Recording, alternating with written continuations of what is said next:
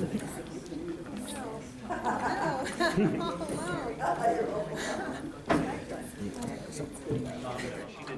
afternoon. Welcome to Author Speak at the Norwalk Public Library, which was designed to provide readers and authors an opportunity to meet, talk about their recently published books, and share their thoughts, ideas, and experiences. Today we're very pleased to have Westport author Nina Sankovitch here with us. Nina found a treasure of letters in the backyard of a decrepit brownstone on Manhattan's Upper West Side in 1999. The letters, which had been written 100 years before from a son to his mother, included the daily notes he sent to her during his 4 years in Princeton. The discovery of James Seligman's letters, along with her lifetime love of letters and her own son's imminent departure for college, sent Nina on a quest to define the qualities that make letters so significant. Nina Sankovitch is also the author of the much-admired Tolstoy and the Purple Chair, her memoir of a life of reading, which was published in 2011. In Tolstoy and the Purple Chair, which is a very personal story, Nina talks about how books helped her cope with the death of her oldest sister. Described as a must-read by Oprah magazine and hailed as an outstanding debut by Kirkus Reviews, Tolstoy and the Purple Chair touches anyone who's found refuge, comfort, and escape or joy in a book. So please join me in welcoming Nina to Author Speak at the Norwalk Public Library.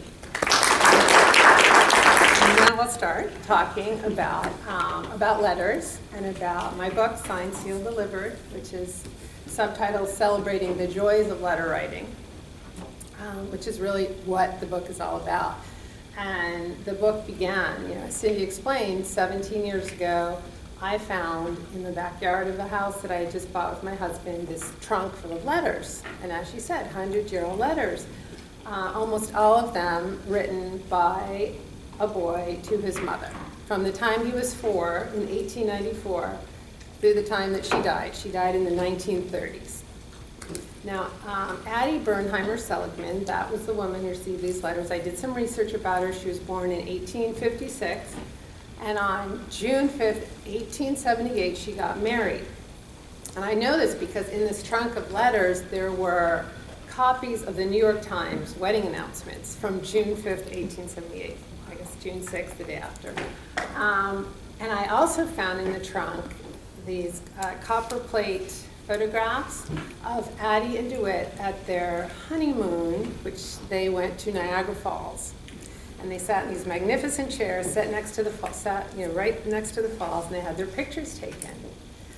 And Addie had a bonnet on in one of the photographs, this straw bonnet with flowers.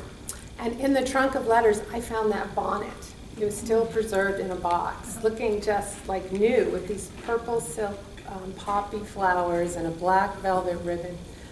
As soon as I discovered this treasure, I was just captivated by the family. And I talked to my realtor. I called my realtor and said, you have to give these letters back to whom they belong.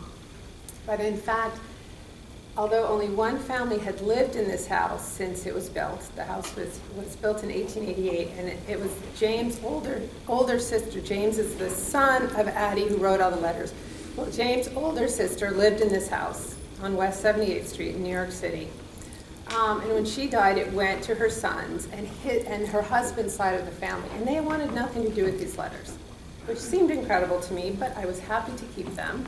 I was a young mother then. I had 3 children under the age of 5, and I had a teenage stepdaughter, and I had this house we just bought that needed complete renovation because it had no roof and no heating and no plumbing. So it needed work, to put it mildly. But I took time every day to read 1 or 2 of the letters that I'd found in the trunk, because these letters were my escape. They took me back to the world of James Seligman. And he was a most charming letter writer, especially the letters that he wrote when he was at Princeton from 1908 to 1912. He wrote to his mother every day. And not just once a day, sometimes 2 or 3 times a day. He would write on these little postcards that were already had postage preset. Sometimes he wrote letters, but he wrote a lot of these little postcards, and he would write out some moment of his day and share it with his mother, send it through the mail. And she saved all of them.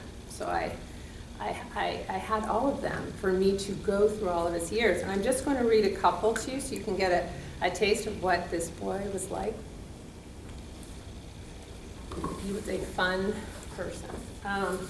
So he gets to college, he gets to Princeton, he writes, after a couple weeks, he writes to his mother, "I am getting a good college education, developing like a film, apologizing to the grass every time I step on it, scrambling like an egg, yelling like a bear, telling the upperclassmen to go to hell."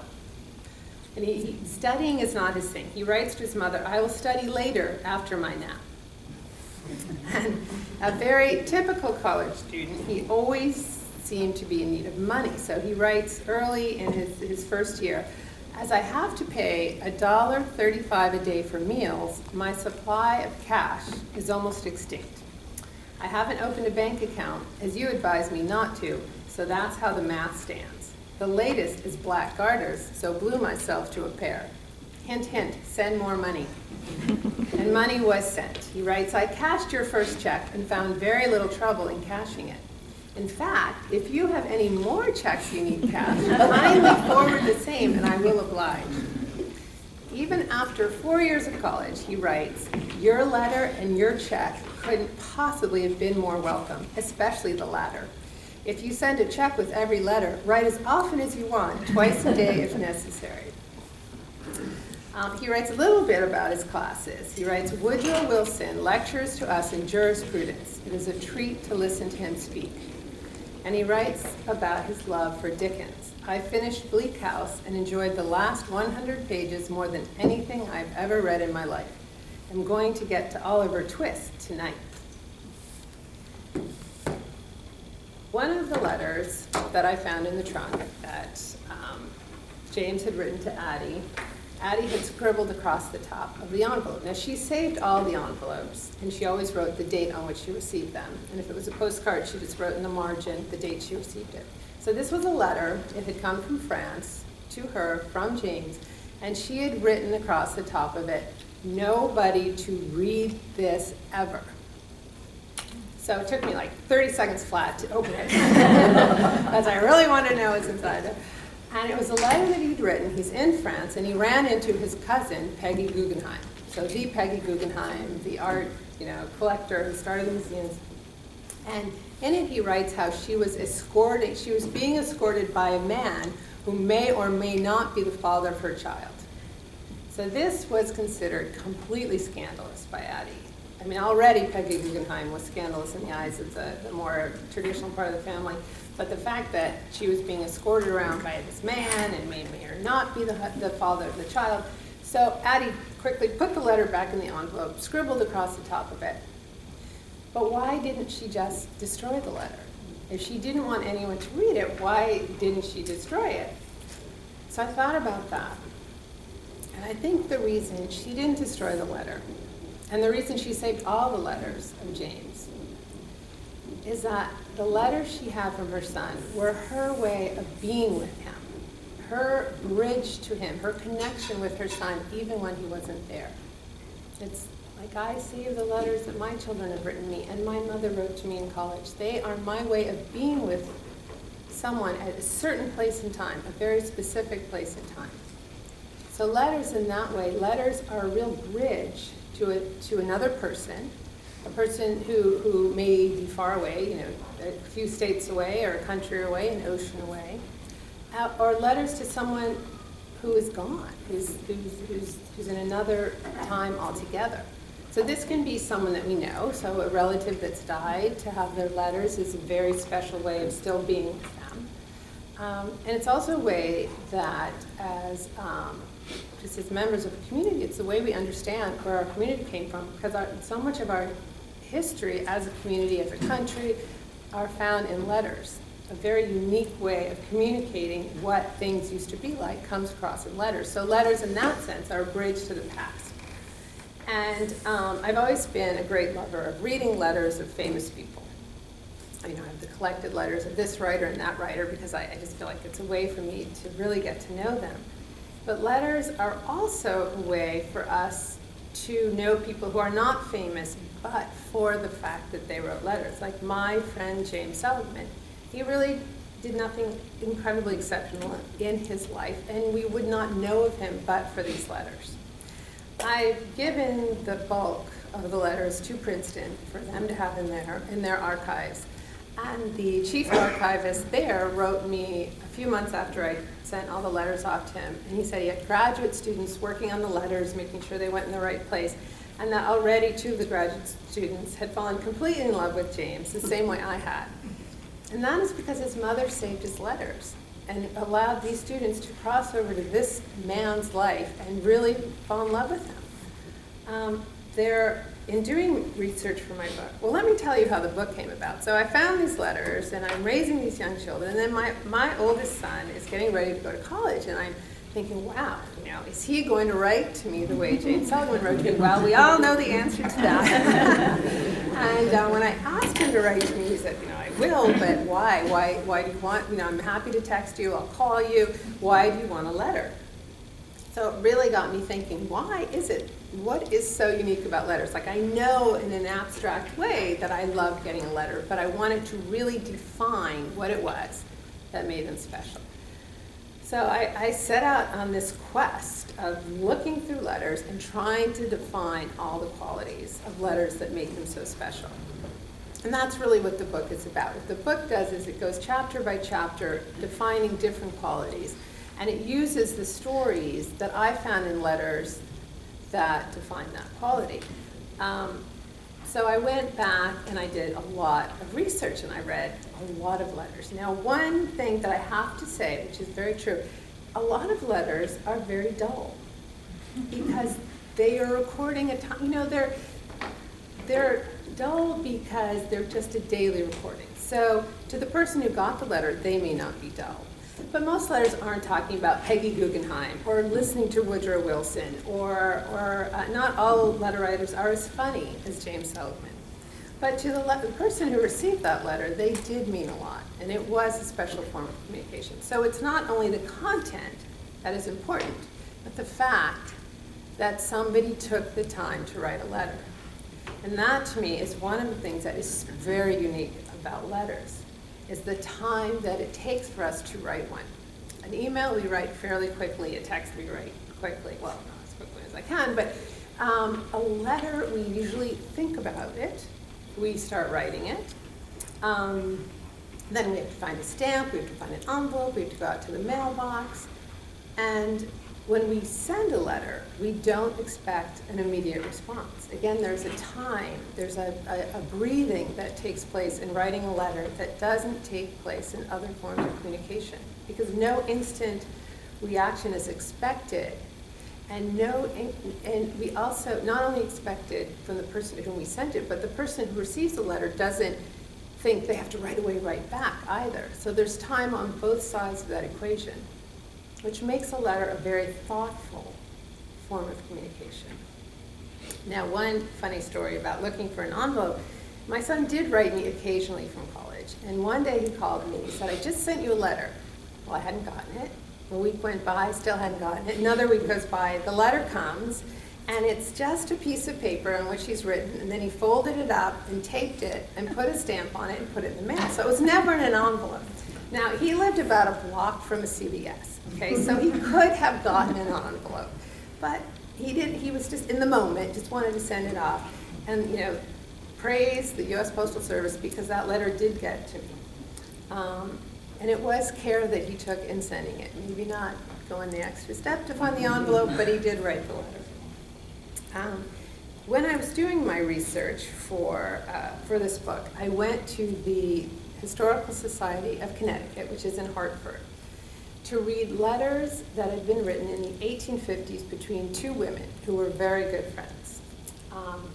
Another Addie, actually, funnily enough, a woman named Addie Brown and a woman named Rebecca Primus. Now, Addie Brown was from a poor and somewhat dysfunctional family in New York City, and she went out to Hartford after really only getting through maybe fifth grade education to find a job as a maid or a sewer, seamstress, whatever she could find. And she met Rebecca Primus, probably lived with the family of Rebecca Primus for a while. The Primus family was this prominent African-American family in Hartford, very involved in local churches and organizations, and they helped out many African-Americans who came to Hartford looking for work or family, whatever. So these two women became very good friends, and eventually they became more than friends. They became physically intimate with each other. Now they each had male friends as well, but they had this very close friendship. And Addie had to travel a lot for jobs. She worked at Miss Porter's school for a while, which is in Connecticut, and she worked in Waterbury, and she worked for different places. And she wrote a lot of letters to Rebecca.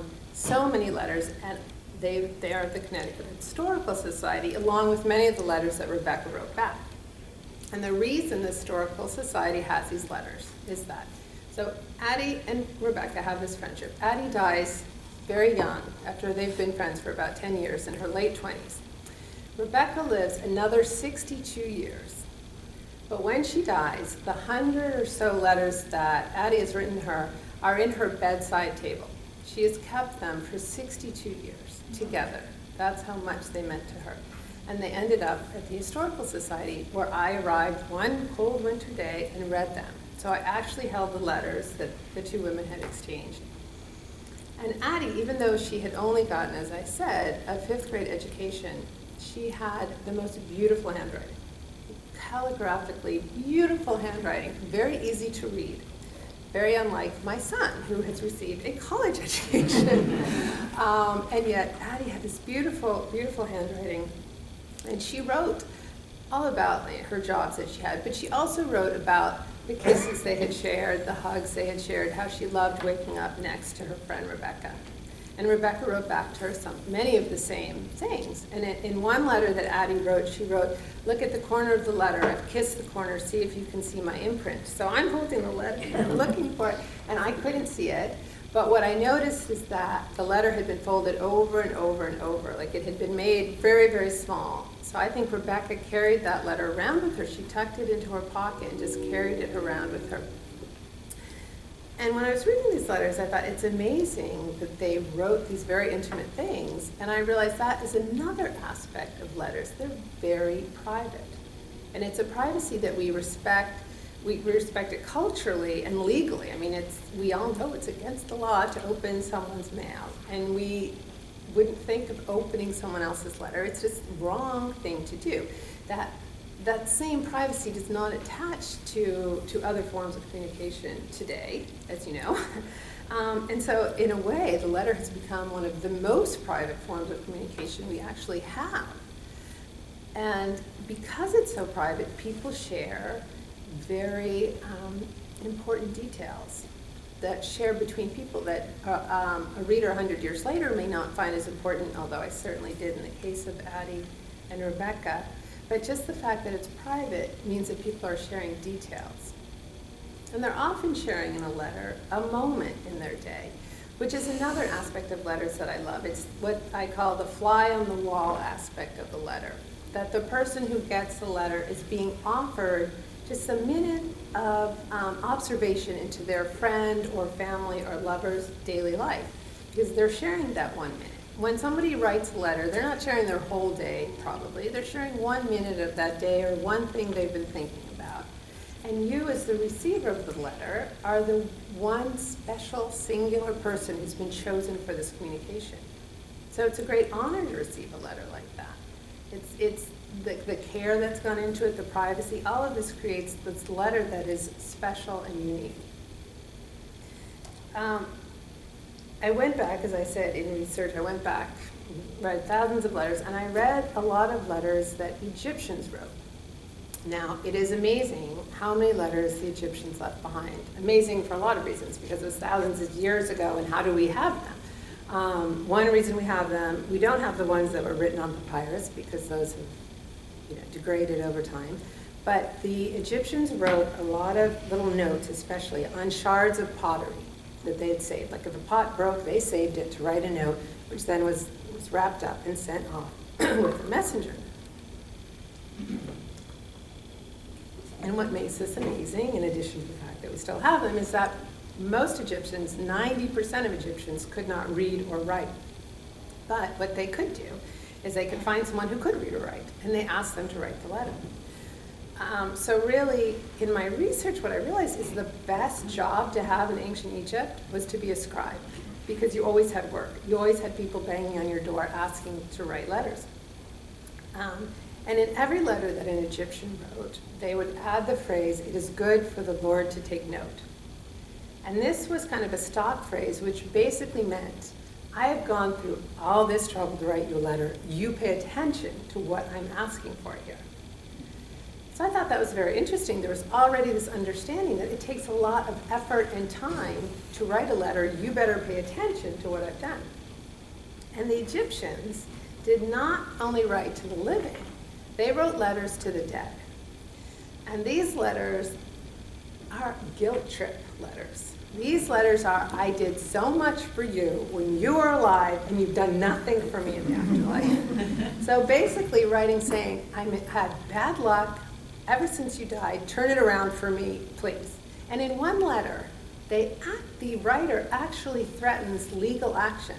And I don't understand, I never could figure out how that could be, but this person said, I will take you to the courts if you don't start making things better for me.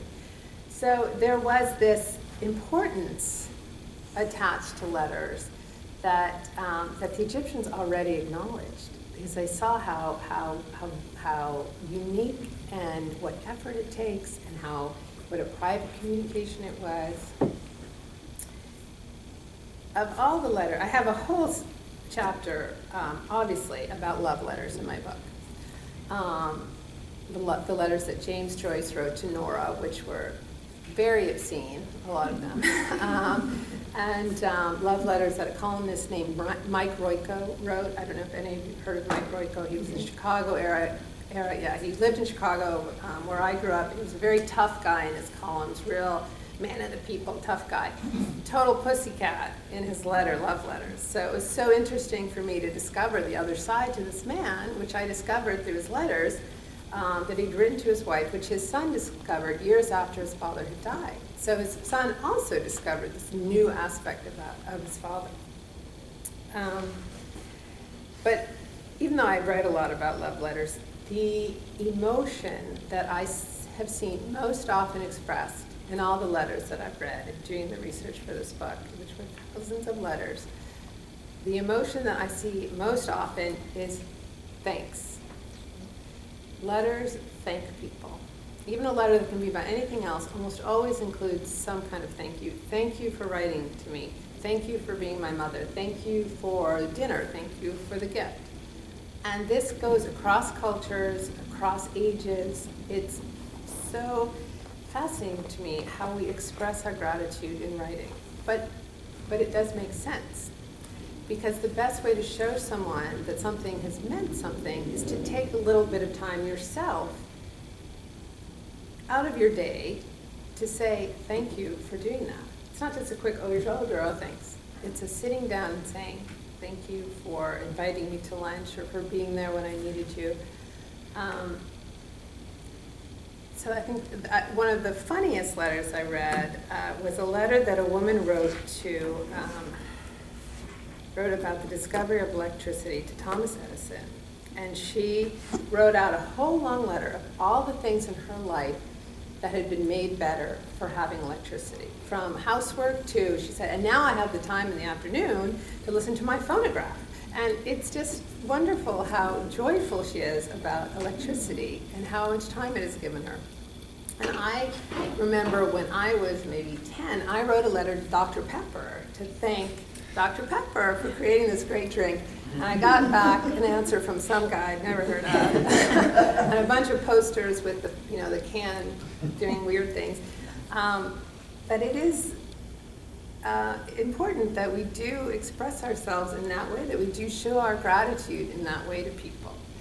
I have, actually when I was driving over here, I realized I had 4 thank you letters to write, and I'm going to do them today. Can't let time go by. And the other use for which letters are still put today are the offering of condolences. It is really something that we are not going to do in a text, for example. We are going to write a letter to someone who's lost someone they loved. And again, it is such a comfort to the person who receives that letter, because it shows that the person who's gone has been thought about. Not only the person who's left behind, but the person who's gone, because as someone who lost her sister, one thing that I never want to happen is that someone won't know that I had this sister, that she was alive and this wonderful person. So when someone writes me a letter, even today, and says, I remember when your sister did this or that, it means so much to me, because it means she's still being thought about. And when they write about it, it's her history being told and being made lasting. When, during the Civil War, President Lincoln wrote a lot of condolence letters. He took it upon himself to write letters to families who had lost their sons in the war. And when his son died of typhus, it's 1862 or 1863, and he was 10 years old, letters flooded into the White House from all over the country expressing their condolences to President Lincoln. And they came from people who had been his bitterest opponents in different elections and different debates. People are on the other side from him in every aspect, but they crossed over that divide to express their condolence to him for having lost his son. And what is really heartbreaking about many of these letters is that virtually everyone had lost a son or daughter themselves, because this was the 1800s, and there were a lot of things that came at your child. And some people had lost 2 or 3 children. And so for them, they understood what Lincoln was going through, but they took the time to express that and to say, let me help you carry that burden. So people do talk about, no one writes letters anymore, but we still do write condolence letters. We still do write thank you letters. And I would really make a plea that we all still write just everyday letters to someone that we know, care about, just to make that connection, because it's a unique connection, very different from a phone call or an email. And as an ending piece of advice, and then I'll be happy to take questions. We're entering the holiday season. You're going to be in line at the post office for a long time. You're going to be going to some holiday party where you don't know what to say to someone. If you ask somebody, if you want to start a conversation, you ask someone about the letters they've saved, or a good letter they've ever gotten, or you mention, I just found the letters of my mother, it will open up the conversation. It will open up the floodgates, because everybody has a story about a letter they've written or saved, or a book they've read that had a letter in it. It's just everybody has a letter story. One funny thing that happened, one of these book talks, a woman raised her hand and she said, I spent $500 to get the letters of my ancestors translated, and all I got out of it was a cabbage recipe. But